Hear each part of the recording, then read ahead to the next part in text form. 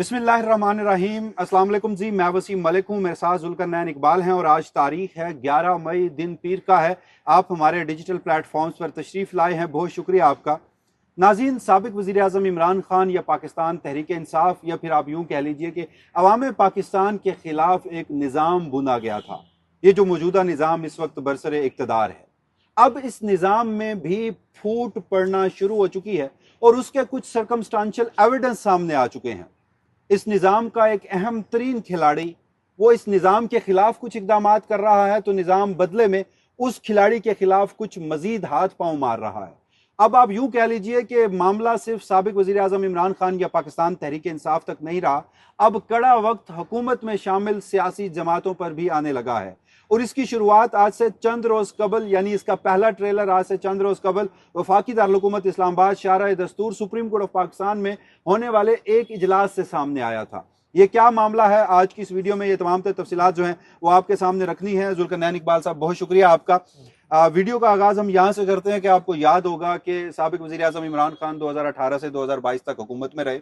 इस दौरान वो ये इल्ज़ाम आयद करते रहे कि उस वक्त की जो अपोजिशन थी, जिसमें बिलखसूस PMLN और पीपल्स पार्टी थी, वो मुझसे NRO मांगते रहे, मैंने उन्हें NRO नहीं दिया। रजीम चेंज हुई, रजीम चेंज के बाद एक नैब अमेंडमेंट में तरामीम की गई और उस अमेंडमेंट की तरामीम का बरह रास्त फायदा जो है वो PMLN और पीपल्स पार्टी की टॉप टियर की लीडरशिप को हुआ। इमरान खान साहब वो मुकदमा सुप्रीम कोर्ट ऑफ पाकिस्तान में ले आए। सुप्रीम कोर्ट ने पहले तो नैब तरामीम कलअदम करार दी, इंट्रा कोर्ट अपील में वो बहाल हो गई।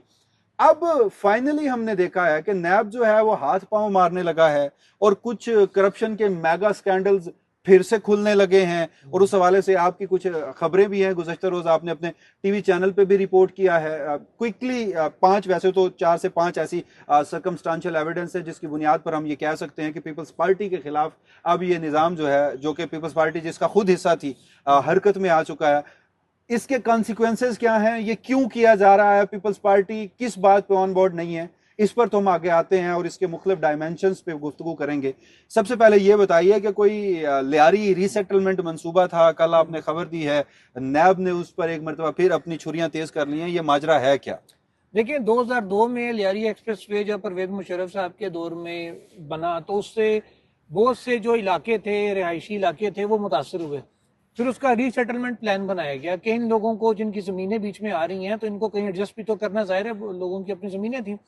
उसके लिए पूरा रीसेटलमेंट प्लान बनाया गया और कहा जाता है कि ये साउथ एशिया का उस वक्त का सबसे बड़ा रीसेटलमेंट प्लान था। और इसके लिए कुछ ज़मीन भी मुख्तस की गई और उसके लिए कहा गया था यहाँ पार्क भी बनेंगे और अस्पताल भी बनेंगे, सब कुछ होगा। लेकिन उस मंसूबे को पाया तकमील तक नहीं पहुँचाया गया और वो अरबों रुपए का एक स्कैंडल था जो अब सामने आया। और उसमें जो कई ज़मीनें ऐसी थी जो पब्लिक कह रही अमेनिटी प्लॉट्स थे, जिसमें पार्क बनना होता है, अस्पताल बनना, स्कूल बनना, ये चीज़ें हैं, वो ऐसे अफराद को बेच दी गई जिनका लियारी सेटलमेंट मंसूबे से या जिनकी ज़मीनें बीच में आई थी उससे को लेने देना ही नहीं, दूर दूर तक वास्ता ही नहीं, कोई वास्ता नहीं था। उनको फरोख्त कर दी गई। और कई लोग ऐसे हैं, 65% जो लेटर्स जारी किए गए वो जाली अलॉटमेंट लेटर्स से लोगों को वो देते रहे, पैसे लेते गए और किसी को कब्जा करवा दिए, किसी को क्या करा दिए, जो रूटीन में हमारे रेगुलेटरी इदारे करते रहते हैं, जिसमें ये 1 कॉन्स्टिट्यूशन एवेन्यू भी देख लें, ये भी एवेन्यू तो नहीं टावर यहाँ खड़े हो गए, ये सारी चीजें चलती रही। नैब ने इसके ऊपर पहले इंक्वायरी शुरू की तो 2017 में मुझे याद है कि सबसे पहली दफा इसके ऊपर जरा हरकतें शुरू हुई थी। लेकिन उससे माजी में भी अहम शख्सियात कुछ आड़े आती रही और 2017 में भी इनफैक्ट जब इमरान खान साहब की गवर्नमेंट थी तब भी ये मंसूबा, ये इंक्वायरी खटाई में पड़ गई कि कुछ अहम शख्सियात बीच में आड़े आ गई थी।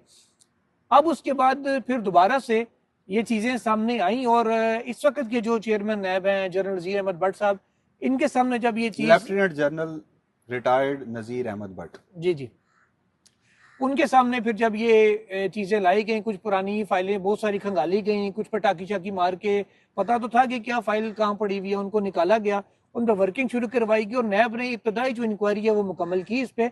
और सिर्फ इंक्वायरी मुकम्मल नहीं की बल्कि 6 अफराद जो बराह रास्त इस सारे मामले से मुंसलिक थे, जिनके दस्तखत थे मुख्तलिफ फाइल्स के ऊपर पाए गए, उनके नाम पासपोर्ट कंट्रोल लिस्ट में भी शामिल कर दिए गए हैं। ये वही पासपोर्ट कंट्रोल लिस्ट है जिसकी मतलब पासपोर्ट के लोगों को उसमें नाम डालने का इख्तियार हुकूमत का इस शिक को कलअदम करार दिया था आईनी अदालत ने 60 सेकंड में जिसको बहाल किया और उसी के अंदर अब ये नाम डाल दिए गए इन अफराद के। मीन्स के सादा लफ्जों में इनके बैरून मुल्क जाने पर पाबंदी आयद कर दी है, पाकिस्तान से बाहर नहीं जा सकते। निटी-ग्रिटीज में नहीं आते। ये मुकदमा बराह रास्त पाकिस्तान पीपल्स पार्टी के खिलाफ है, सिर्फ पाकिस्तान पीपल्स पार्टी के खिलाफ नहीं है। ठीक है, इसमें एक अहम शख्सियत जो एक वफाकी आईनी ओहदे पर तैनात रही हैं या हैं, इस वक्त नहीं है। ओके, ये क्लियर कर दूं, पहले इस वक्त नहीं है। वो लोगों का, मैंने ट्वीट भी किया तो लोगों का इशारा प्रेसिडेंट साहब की तरफ जा रहा था। वो इस वक्त वो शख्सियत नहीं है, वो भी इस पर रगड़े में आ सकते हैं। और हमारे जराए ये बता रहे हैं कि इस पे 8 अरब रुपए की एक अलग से चीज सामने आई है, घपला, इस सारे मामले। क्योंकि जब फाइलें खंगालते हैं उससे रिलेटेड बहुत सी चीजें सामने आ जाती। जैसे जाली अकाउंट्स वाला केस है, वो 2 ट्रांजैक्शनों से शुरू हुआ था और उसके कुछ 14-15 रेफरेंस बन गए थे। ठीक है, अभी भी मजीद चीजें सामने आ रही थी, उसके अंदर जब वो चीजों को रोक दिया गया। यहाँ पे भी 8 अरब की अलग से एक चीज सामने आई। तो जो इस केस की तफ्तीशी टीम थी, उन्होंने चेयरमैन नैब को सिफारिश की कि इस 8 अरब की अलग से हम इंक्वायरी करेंगे, इसमें से भी बहुत कुछ निकल आएगा। अब उसकी अप्रूवल बताया, जराए बता रहे हैं कि 1 दिन में शायद उनको मिल जाएगी, वो इसको मजीद खंगालना शुरू करेंगे। और इसमें एक और इंटरेस्टिंग बात यह है कि इंक्वायरी मुकम्मल होने के बाद नैब के ये पेश की गई आला हुकाम को, और बाकायदा जो अगला स्टेप होता है इन्वेस्टिगेशन का, जिसमें गिरफ्तारियां होती हैं, इन्वेस्टिगेशन में इसको कन्वर्ट कर दिया गया है। और जराए ये बता रहे हैं कि ऑथराइज जो इंक्वायरी की गई है, वर्बली साथ कहा गया है कि छोड़ना नहीं है इस मामले को, मंदकी अंजाम तक पहुंचाना है। और रिगार्डलेस, जैसे वो एक इंडियन फिल्म में था ना कि बाहर घर में घुस के मारो, ये नहीं देखना नेम प्लेट किसकी है, तो कहा गया कि जो भी बीच में आता है take him into custody, arrest करें। अच्छा चलें, दूसरी एक खबर इसमें कई अहम शख्सियात और कई अहम शख्सियात के तोते जिनमें उनकी जान होती है, वो इस केस में अंदर होने जा रहे हैं। अच्छा, एक और खबर है। वैसे आप और सुहेल रशीद साहब चूंकि नैब को कवर करते हैं, आप गुज़श्ता दिनों से ये खबरें दे रहे थे। एक और खबर है जिसमें सुहेल रशीद साहब लिखते हैं कि सिंध में ही सरकारी ज़मीनें एक गैर मुल्की शख्सियत की कंपनी के नाम लीज करने के बाद भी रखी गई थी। नैब ने कार्रवाई करते हुए वो वापस निकलवा ली है। ये गैर मुल्की शख्सियत चंद साल पहले बड़े स्कैंडल में अहम पाकिस्तानी शख्सियात के खिलाफ वादा माफ गवाह बनी थी। ये जाली अकाउंट्स केस है जी, जिसमें आसिफ जरदारी साहब भी मुलजिम है, अभी भी हैं, और ओमनी ग्रुप भी इसके अंदर है, और अयान अली से भी कुछ चीज़ें जाली अकाउंट्स के लिंक हो रही थी। ये वो केस है जिसमें एक बताया जा रहा है कि गैर मुल्की शख्सियत है, एक अरब मुल्क से उनका ताल्लुक है। चले अभी नाम मैं भी नहीं लेता, वैसे प्राइवेटली कुछ पूछे तो बता दूंगा। तो उनके हवाले से उनके लिए कुछ लैंड रखी गई थी कि जनाब ये उनके हवाले करनी है, क्योंकि उनकी बड़ी अहम खिदमात थी। लेकिन क्योंकि अब पाकिस्तानी तो लोग, आपको पता है कि थाना कल्चरी चीज़ के आदी होते हैं, वो प्रेशर ले जाते हैं। गैर मुल्की शख्सियत नहीं प्रेशर ले सकी इन मामलात का, उनके लिए जेलें और ये चीज़ें बड़ी वो हार्डकोर किस्म की थी, वो वादा माकवा बन गए थे। अच्छा, वो उनको कुछ ज़मीनें हैंड ओवर की जानी थी, उनकी कुछ डिमांड के ऊपर कुछ चीज़ें कुछ वैसे उनको सिले में देनी थी कि यार ये आप इस पर ये कर लें तो वो कर लें। नैब ने वो भी रिकवर करवा के तो वो सिंध सरकार के नाम करवा लिए वापस। अच्छा, इसके अलावा आपको बताऊं कि बैरियर टाउन से तो ज़मीनें नैब ने ली हैं। महकमा जंगलात की बहुत सारी ज़मीन नैब ने कई हज़ारों एकड़ रिकवर करवाई है, और वो कई अहम शख्सियात के कब्जे में थी। रिकवर करा के उनके नाम तो कर दी गई है, लेकिन वो नैब ने वो फाइल बंद नहीं की। आने वाले दिनों में वो भी आपको खुलती नजर आएगी। ये मामला भी बराह रास्त पाकिस्तान पीपल्स पार्टी की टॉप टियर लीडरशिप के खिलाफ है, जाली अकाउंट्स की ऐसी सारा एग्जैक्टली, ठीक है। मैं यही आपसे एक वजाहत लेना चाहता था। जनाब, आपको याद होगा कि जो नैब अमेंडमेंट जिसका मैंने शुरू में भी जिक्र किया, वो ये गालबन को 1100 अरब रुपए, इमरान खान साहब तो उनका क्लेम था उस वक्त कि इन्होंने खुद को ये माफ़ किया है या एनआरओ खुद को दिया है। और जब आप उन अमेंडमेंट्स को देखते भी थे तो वो पता चलता था आपको कि जो पीपल्स पार्टी या PMLN के खिलाफ करप्शन के मुकदमात हैं, तो पर्सन स्पेसिफिक अमेंडमेंट्स जो हैं वो की गई हैं। देखा गया है कि किसके खिलाफ कितने का रेफरेंस है, किसके खिलाफ क्या मामलात हैं, तो उसी तरह से उसको मैनेज किया गया था। अब सुहेल रशीद साहब ये भी लिख रहे हैं कि नैब ने कायमा कमेटी बराए कानून और इंसाफ में जो 2022 में होने वाली अहम तरमीम थी वो वापस लेने की सिफारिश कर दी है। ये अगर जो रेगुलर हमारे व्यूअर्स हैं उनको याद हो, तकरीबन कुछ 1.5 महीना पहले की बात है, महीना 1.5 की, वो मेरा व्लॉग आज भी मौजूद है, उसमें हमने डॉक्यूमेंट के साथ ये बताया था। नैब ने बेसिकली एक रिपोर्ट पेश की थी कायमा कमेटी को, अपनी प्रोग्रेस रिपोर्ट या जो चीज़ें वो करते हैं, उसके अंदर रिकमेंडेशंस थी उनकी, जिसपे किसी की नजर नहीं पड़ी थी। वो एक दिन मैं और सुहेल साहब बैठे इकट्ठे उस डॉक्यूमेंट को खंगाले थे, उसमें वो सामने आ गया, जिसमें नैब ने यह कहा कि ये जो तरमीम हुई हैं इनमें जो पाबंदियां हमारे इख्तियारात महदूद किए गए, उससे हमें बड़े मसाइल का सामना करना पड़ रहा है, खासकर मेगा करप्शन स्कैंडल जो मसलन आपको पता है कि बहुत सी चीज़ें नैब की ऐसी हैं कि यहाँ से लोग पैसा लूटते हैं, बाहर ले जाते हैं, पाकिस्तान में रखते कम है। जो रखता है वो पकड़ा जाता है। जो बाहर लेके जाते हैं, बाहर से कोई चीज लेके आते हैं, वो एविडेंस पाकिस्तान की अदालतों में काबिल कबूल है ही नहीं उन तरमीम के तहत। ठीक है। अब फर्ज करें दुबई की किसी की प्रॉपर्टी है, डॉक्यूमेंट नैब ले आता है, वो यहाँ काबिल कबूल ही नहीं होगा, तो केस कहाँ गया, बंदा तो बरी हो गया। वो उन्होंने कहा कि जी जो गैर मुल्की शवाहिद आते हैं, एविडेंस आता है, उसको काबिल कबूल ना करार देने का, ये मामले को खत्म करें। दूसरा उन्होंने कहा जी जो 50 करोड़ वाली कैप लगाई गई है, ये उन्होंने कहा हमारे रास्ते में बड़ी रुकावट बन रहा है। उसमें तो बाद में अमेंडमेंट कर दी गई थी कि अब तयन जो है वो नैब खुद करेगा। ये उन्होंने किया तो है कि तयन खुद करेगा, वो जो लेकिन जिसमें इमरान खान साहब के दोनों मुकदमात अपील आईनी अदालत में गालबन उस अमेंडमेंट में ही इसका कोई थोड़ा बहुत जिक्र उसका था। थोड़ा सा उन्होंने जिक्र किया उसके अंदर। और कुछ जैसे प्ली बार्गेन के वाले से थी एक जो अगर आप करें 50 साल बाद भी अब जाके कहते हैं जी उस टाइम पे दबाव डाल के मुझसे प्ली बार्गेन करवाई गई थी, तो अब आप वो रकम भी वापस ले सकते हैं कि जी उस टाइम दबाव डाला गया था, मुझे मेरी रकम वापस करके मेरा केस बहाल करें। अच्छा फर्ज करें आपने प्ली बार्गेन की 15 करोड़ की, आपको 15 करोड़ वापस मिल गए, केस बहाल होगा तो नैब के एम्बिट से या 50 करोड़ से बाहर निकल गए, आप घर बैठ गए आराम से। तो वो बेसिकली जिन लोगों से प्ली बार्गेन करवाई गई थी उनको वापस पैसे दिलवाने के लिए भी एक चीज थी। तो नैब ने उन तमाम तरमीम का हवाला दे के कहा कि जी ये चीजें हमारे रास्ते में रुकावट है, तो पार्लियामान इनके पर गौर करे। और अगर पार्लियामान नहीं भी करता तो 2022 की अमेंडमेंट ये भी थी कि आसिफ अली जरदारी साहब के जितने भी मुकदमात थे वो सारे सिंध मुंतकिल हो चुके थे। उसके लिए मैं आपको बताता नहीं, उस पे भी उसी तरफ आ रहा हूँ। उस पर हुआ ये था कि इसका पूरा बैकग्राउंड है।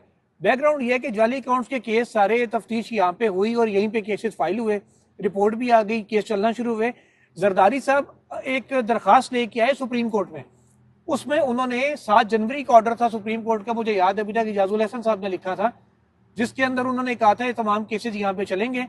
जरदारी साहब बाद में एक दरखास्त लेके आए थ्रू फारूक एच नाइक के सिंध के केसेस हैं, सिंध में अगर ये जुर्म कह रहे हैं जो हुआ मुबैना या सिंध में है तो इसको वहां ट्रांसफर किया जाए।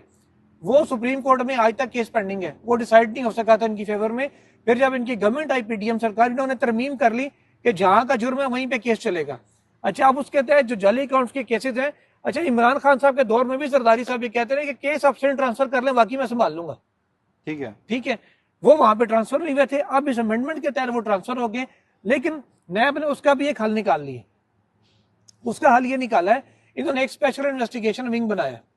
वो स्पेशल इन्वेस्टिगेशन विंग जो हाई प्रोफाइल केसेस को तफ्तीश करेगा, और उसको रखा भी जो कह लें कि उसका जो ऑफिस है वो नैब हेडक्वार्टर के अंदर बनाया गया है। और नैब हेडक्वार्टर में क्योंकि वो बना है तो वो उसको डायरेक्टली चेयरमैन नैब खुद मॉनिटर कर रहे हैं, और एक 21वें ग्रेड का गालिबन डीजी है जो उसको हेड कर रहा है, और वो डायरेक्टली वो किसी और डीजी ऑपरेशंस के या डीजी पिंडी, डीजी इस्लामाबाद किसी और के मतहत नहीं ना, डीजी हेडक्वार्टर के, वो डीजी साहब डायरेक्ट चेयरमैन नैब को रिपोर्ट करते हैं। और तमाम जो हाई प्रोफाइल केसेस हैं, मेगा करप्शन स्कैंडल जिसे कहते हैं, वो सारे के सारे यहाँ डील होंगे। यानी तो गोया प्रैक्टिकली अब अमेंडमेंट ना भी हो तो भी मुकदमात जो हैं वो वापस सिंध से आसिफ अली जरदारी साहब के नैब जहां चाहेगा वहां आ सकते हैं। नैब के रूल्स के तहत वो अपने अच्छा चलें, प्रोसीजर है उसके तहत। अब नाज़रीन ये कोई 3 से 4 ऐसी खबरें थी जिसको हम सर्कमस्टांशियल एविडेंस कह रहे हैं। वजह उसकी बराह रास्त 28वीं आईनी तरमीम है। जब 27वीं आईनी तरमीम हुई तो उस वक्त हमने बताया कि 26वीं आईनी तरमीम में साबिक वज़ीर आज़म इमरान खान के खिलाफ जो कुछ होना था वो हो चुका। 27वीं आईनी तरमीम में प्रैक्टिकली पीटीआई या इमरान खान के खिलाफ कुछ नहीं है। ये तरमीम एक दिन इसी सियासी जमातों के गले पड़ेगी। जब तक अदलिया को कैप्चर करना था, जब तक दीगर मामलात थे जिसमें हुकूमती सियासी जमातों को बराह रास्त कोई मसाइल नहीं आ रहे थे, तो बिलावल भुट्टो जरदारी साहब ने क्रेडिट लिया, ब्रूट मेजॉरिटी की धमकी दी कि हम ये आईनी तरमीम करवाएंगे। अब 28वीं आईनी तरमीम में इतलात हैं कि एनएफसी जो कि मालियाती फंड है जिसको पाकिस्तान पीपल्स पार्टी, इसमें कोई शक नहीं कि 2 अलमनाक सानिए हुए, 2 साबिक वज़ीर आज़म चले, जो जुल्फ़िकार अली भुट्टो साहब हैं वो अदालती कत्ल था उनका, लेकिन बीबी शहीद हुई, आज तक उसकी कोई तफसीलात जो हैं वो सामने नहीं आई, उनको नहीं बताया गया। लेकिन इस सब के बाद, इन 2 शहादतों के बाद, पाकिस्तान पीपल्स पार्टी और बिलखसूस आसिफ अली जरदारी साहब ने जो बेचा है वो 28वीं आईनी तरमीम है। तो उस मालियाती फंड को रीनेगोशिएट करना 28वीं आईनी तरमीम में मकसूद है। सूबों की बात हो रही है कि मुख्तलिफ इंतजामी यूनिट्स में, और फिर कराची या सिंध के कुछ इलाके जिन्हें फेडरल टेरिटरी डिक्लेयर करना है, और कुछ इस तरह से आईनी तरमीम थी। तो इसकी पहली झलक हमने आज से चंद रोज कबल रिपोर्ट किया, जब एहसन बोन साहब जो है वो वकला के नुमाइंदों को इकट्ठा करके बैठे और उन्होंने कहा कि अगर कोई आईनी तरमीम होनी है और वो सूबों से जुड़ी हुई है तो सूबों को इतमाद में लेकर करना चाहिए, आईनी तरमीम का ड्राफ्ट हमें देना चाहिए। तो जब ये सारी बातें सरफेस पे आती हैं तो उसका मतलब ये होता है कि ड्राफ्ट बन चुका है, बस किसी भी लम्हे वो आईनी तरमीम जो है वो मंजूर करवानी है।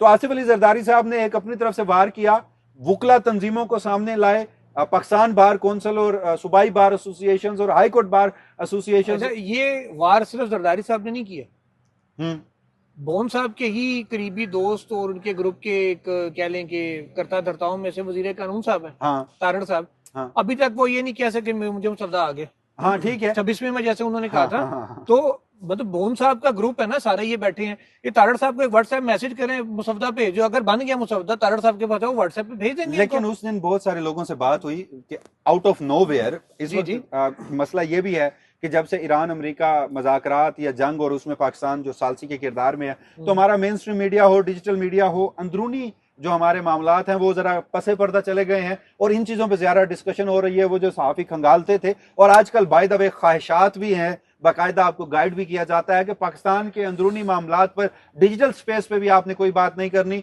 तो आपने देखा होगा कि हमारे बड़े सहाफ़ी जो हैं वो इस वक्त आपको इंटरनेशनल रिलेशंस के एक्सपर्ट बने हुए नजर आते हैं। बहरहाल तो आउट ऑफ नोवेयर जो पिछले साल तक या उससे पिछले साल तक आपके 9 मई के एक्सपर्ट हाँ, होते थे, वो अब इंटरनेशनल एक्सपर्ट जी हाँ। तो आउट ऑफ नोवेयर एहसन भून साहब जब ये आईनी तरमीम की बात लाए थे, तो उस वक्त बहुत सारे लोगों से गुफ्तगू हुई। तो जुल्करनैन इकबाल साहब एक बड़े वेल कनेक्टेड शख्स हैं, उन्होंने कहा कि ये भून साहब जो हैं आसिफ अली जरदारी साहब की लाइन ले रहे हैं, और उन्होंने ये भी कहा, जुबान भी बोल रहे हैं, उन्होंने ये भी कहा कि अगर एक वक्त आया कि भून साहब को चुनना पड़ा आजम नजीर तारड़ या फारूक एच नाइक यानी PMLN या पीपल्स पार्टी, तो वो अपना टिल्ट जो है वो पाकिस्तान पीपल्स पार्टी की तरफ दिखाएंगे। आप लोग गलत उन्हें एट्रीब्यूट कर देते हैं PMLN की जानिब। बोन साहब शुरू से पीपल्स पार्टी से। तो बहरहाल वो एक सिचुएशन सामने आई थी। अब सिंध में बहुत डेवलपमेंट्स हो रही हैं, उनको उस तरह से मंजर से गायब रखा गया है, गिरफ्तारियां भी हुई हैं, पैसे फाइल्स कब्जे में लिए हैं। जी हाँ, एक और वाकयाती शवाहिद ऐड करूं, एहसन भोन साहब जो जुडिशल कमीशन के मेंबर भी हैं, बड़ी ताकतवर शख्सियत हैं, जिनका इस वक्त पोजीशन ये है कि आप किसी भी केस में ये सूरज केस कर देंगे, सूरज मगरिब से निकलता है, भोन साहब को वकील करें, तासुर यह है कि वो जीत जाएंगे। आज वो TRG कंपनी जिसकी फाइल सुप्रीम कोर्ट से चोरी हुई थी, उसकी जजमेंट कुछ देर पहले अनाउंस हुई है, और भून साहब इस अपनी मौजूदा रजीम के अंदर वो केस हार गए हैं। ये 2022 के बाद से पहला केस है जो भून साहब आ रहे हैं। ठीक है, क्योंकि आपने कहा ना उनका टिल कहीं हो गया। तो खैर ये नाज़रीन एक डेवलपमेंट हुई है। अब इस पे ये भी गुफ्तगू की जा रही है कि वो 27वीं आईनी तरमीम थी, आसिफ अली जरदारी साहब तो ताहयात इस्तिस्ना लेकर बैठे हैं। तो पहली बात ये कि इस्तिस्ना सिर्फ आसिफ अली जरदारी साहब के पास है, उनकी बहन, उनके बेटे या पीपल्स पार्टी के रहनुमाओं के पास कोई सरकारी इस्तिस्ना ताहयात नहीं है। और दूसरा, आप एक इमेजिन कीजिए बात कि आपने 27वीं आईनी तरमीम को भी वैलिडेट करना है, आपने वफाकी आईनी अदालत को भी वैलिडेट करना है, आपने बल्ले बल्ले करवानी है। सर कितना टाइम लगता है कि चाहे वो फील्ड मार्शल साहब के हवाले से हो या सदर मुमलिकत के हवाले से हो, आप ताहयात इस्तिस्ना जो है खत्म कर दें। तो हमने देखा है कि सिविलियंस, चाहे वो सदर हो, वजीर आजम हो, वो बाद में भी जेर एताब रहे हैं। दूसरी तरफ कोई लोअर रैंक अफसर भी हो, एक अनफॉर्चुनेट सी बात है, अगर उसने कोई गलत काम किया है तो वो कभी जेर एताब नहीं रहा, कभी कानून से वो हमेशा बाला ही रहा है। तो सिनेरियोज बनते रहते हैं, बदलते रहते हैं। फैज अमीर साहब को ही है ना। हाँ जी हाँ, एग्जैक्टली। लेकिन उस तरह से देखिए, फैज अमीर साहब को भी जो सजा हुई है वो किसी सरकारी, क्या उन्होंने सियासत में मुदाखलत नहीं की थी? मुझे एक बात बताएं, मुस्लिम लीग नून सबसे ज्यादा कहती है ना हम अफेक्टेड हैं फैज अमीर के सियासत में मुदाखलत के। कोई कंप्लेन आज तक उन्होंने फाइल की है? कंप्लेन कौन सी गई उनके खिलाफ? टॉप सिटी की, उसके ऊपर कार्रवाई हो गई। राजा जफरुल्लाह साहब हैं, क्या नाम है उनका, जो इमरान खान के खिलाफ जो ट्वीट केस है उसमें वो बैरिस्टर जफरुल्लाह खान साहब, उन्होंने वो इजाज सैयद साहब के साथ टॉक शाक में गुज़श्ता दिनों कहा कि नवाज शरीफ साहब मुशर्रफ के खिलाफ गद्दारी का मुकदमा भी नहीं बनाना चाहते। जी जी, वो एक ऑडियो भी लीक हुई थी ना। हाँ, कि DJSPR का ट्वीट आ गया, मैंने अब्बू का ट्वीट करेंगे, मुशर्रफ को माफ करते। तो बहरहाल ये एक नाज़िन सूरत हाल है। चीजें तेजी से तब्दील हो रही हैं। 28वीं आईनी तरमीम की आमद है, उससे पहले बजट की आमद है। तो अब कड़ा वक्त जो पहले पाकिस्तान तहरीक इंसाफ पे था, आने वाले दिनों का मंजरनामा ये बता रहा है कि अब वो सिर्फ पाकिस्तान तहरीक इंसाफ पे नहीं होगा। लेकिन अब तक की मैं आपको इन्फॉर्मेशन दूं, कुछ पीपल्स पार्टी के हलकों से या उनके करीबी लोगों से मैंने ये चेक करने की कोशिश की कि क्या पीपल्स पार्टी रेजिस्ट करने की कोई ताकत रखती है या एटलीस्ट कोई बात। तो उन्होंने एक बात कही, वैसे ये तो वक्त बताएगा। वो ये कहते हैं कि पीपल्स पार्टी ने ये सोच रखा है कि वो 18वीं आईनी तरमीम पे और सूबों पे कंप्रोमाइज नहीं करेंगे। अब ये देखना है कि वो रेजिस्ट कर पाते हैं, वरना वो जो ब्रूट मेजॉरिटी वाला बिलावल केस कर देंगे, सूरज मगरिब से निकलता है, भोन साहब को वकील करें, तासुर यह है कि वो जीत जाएंगे। आज वो TRG कंपनी जिसकी फाइल सुप्रीम कोर्ट से चोरी हुई थी, उसकी जजमेंट कुछ देर पहले अनाउंस हुई है, और भून साहब इस अपनी मौजूदा रजीम के अंदर वो केस हार गए हैं। ये 2022 के बाद से पहला केस है जो भून साहब आ रहे हैं। अच्छा, ठीक है। क्योंकि आपने कहा ना उनका टिल कहीं हो गया। हाँ। तो खैर ये नाज़रीन एक डेवलपमेंट हुई है। अब इस पे ये भी गुफ्तगू की जा रही है कि वो 27वीं आईनी तरमीम थी। आसिफ अली जरदारी साहब तो ताहयात इस्तिस्ना लेकर बैठे हैं। तो पहली बात ये कि इस्तिस्ना सिर्फ आसिफ अली जरदारी साहब के पास है, उनकी बहन, उनके बेटे या पीपल्स पार्टी के रहनुमाओं के पास कोई सरकारी इस्तिस्ना ताहयात नहीं है। और दूसरा, आप एक इमेजिन कीजिए बात कि आपने 27वीं आईनी तरमीम को भी वैलिडेट करना है, आपने वफाकी आईनी अदालत को भी वैलिडेट करना है, आपने बल्ले बल्ले करवानी है। सर कितना टाइम लगता है कि चाहे वो फील्ड मार्शल साहब के हवाले से हो या सदर मुमलिकत के हवाले से हो, आप ताहयात इस्तिस्ना जो है खत्म कर दें। तो हमने देखा है कि सिविलियंस, चाहे वो सदर हो, वजीर आजम हो, वो बाद में भी जेर एताब रहे हैं। दूसरी तरफ कोई लोअर रैंक अफसर भी हो, एक अनफॉर्चुनेट सी बात है, अगर उसने कोई गलत काम किया है तो वो कभी जेर एताब नहीं रहा, कभी कानून से वो हमेशा बाला ही रहा है। तो सिनेरियोज बनते रहते हैं, बदलते रहते हैं। फैज अमीर साहब को हुई है ना। हाँ जी, एग्जैक्टली। लेकिन उस तरह से देखिए, फैज अमीर साहब को भी जो सजा हुई है वो किसी सरकारी, क्या उन्होंने सियासत में मुदाखलत नहीं की थी? मुझे एक बात बताएं, मुस्लिम लीग नून सबसे ज्यादा कहती है ना हम अफेक्टेड हैं फैज अमीर के सियासत में मुदाखलत के। कोई कंप्लेन आज तक उन्होंने फाइल की है? कंप्लेन कौन सी गई उनके खिलाफ? टॉप सिटी की, उसके ऊपर कार्रवाई हो गई। राजा जफरुल हक साहब हैं, क्या नाम है उनका, जो इमरान खान के खिलाफ जो ट्वीट केस है उसमें वो बैरिस्टर जफरुल्लाह खान साहब, उन्होंने वो इजाज सैयद साहब के साथ टॉक शाक में गुज़श्ता दिनों कहा है कि नवाज शरीफ साहब मुशर्रफ के खिलाफ गद्दारी का मुकदमा भी नहीं बनाना चाहते थे। जी जी, वो एक ऑडियो भी लीक हुई थी ना। हाँ, कि DJSPR का ट्वीट आ गया, मैंने अब्बू का ट्वीट करेंगे, मुशर्रफ को माफ करते तो हैं। बहरहाल ये एक नाज़िन सूरत हाल है। चीजें तेजी से तब्दील हो रही हैं। 28वीं आईनी तरमीम की आमद है, उससे पहले बजट की आमद है। तो अब कड़ा वक्त जो पहले पाकिस्तान तहरीक इंसाफ पे था, आने वाले दिनों का मंजरनामा ये बता रहा है कि अब वो सिर्फ पाकिस्तान तहरीक इंसाफ पे नहीं होगा। लेकिन अब तक की मैं आपको इन्फॉर्मेशन दूं, कुछ पीपल्स पार्टी के हलकों से या उनके करीबी लोगों से मैंने ये चेक करने की कोशिश की कि क्या पीपल्स पार्टी रेजिस्ट करने की कोई ताकत रखती है या एटलीस्ट कोई बात। तो उन्होंने एक बात कही, वैसे ये तो वक्त बताएगा। वो ये कहते हैं कि पीपल्स पार्टी ने ये सोच रखा है कि वो 18वीं आईनी तरमीम पे और सूबों पे कंप्रोमाइज नहीं करेंगे।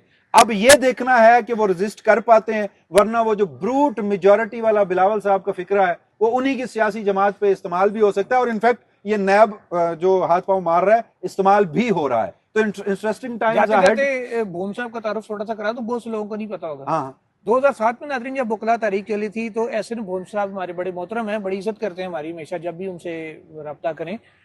भून साहब उस वक्त लाहौर हाई कोर्ट बार के प्रेसिडेंट थे और उस पूरी तहरीक को लाहौर में जो जान डाली, जो लीड किया जजेस मूवमेंट को, एहसन भून साहब ने किया था। ठीक है। उसके बाद अचानक से एक दिन सामने आई खबर कि एहसन भून साहब प्रोटेस्ट के अंदर मौजूद नहीं थे और फिर हल्फ उठा रहे थे। लोगों ने सोचा कि यार भून साहब किथे के, भून साहब किथे के। तो उसके बाद भून साहब ने हलफ उठाया लाहौर हाई कोर्ट में ही, PCO के तहत हलफ उठा के वो जज बन गए। फिर 31 जुलाई 2009 को इफ्तिखार चौधरी साहब ने जो एक फैसला किया, Sindh high court bar case उसके टाइटल है उसका, उसके तहत उन्होंने तमाम PCO जजेस को, डोगर साहब को, सबको फारिग कर दिया, ये कह के कि ये कभी जजेस थे ही नहीं, क्योंकि PCO के तहत जज हो ही नहीं सकता। उसमें फिर बहुत से भून साहब और उनके ग्रुप के लोग जो जज बने हुए थे, उनकी जुडिशियलशिप जो है ना वो खत्म हो गई और दोबारा से वो वकील बन गए थे। सर मैंने कहा ये तारुफ। अच्छा, वैसे वो जस्टिस के आगा आजकल वफाकी आईनी अदालत के जज हैं, PCO का हल्फ उठाने वालों में वो भी शामिल थे। बहरहाल एक लंबी तारीख है नाज़रीन। लेकिन पाकिस्तानी सियासत में अब आने वाले दिनों में दिलचस्प वक्त आ रहा है। देखना यह है कि पाकिस्तान पीपल्स पार्टी वाकई ही रेजिस्ट कर पाती है या फिर ब्रूट मेजॉरिटी उन्हीं के खिलाफ इस्तेमाल हो जाती है। अब तक के लिए ये तफसीलात थी। मजीद इंफॉर्मेशन के साथ अगली वीडियो में हाजिर होंगे। इजाजत दीजिएगा। अल्लाह निगहबान।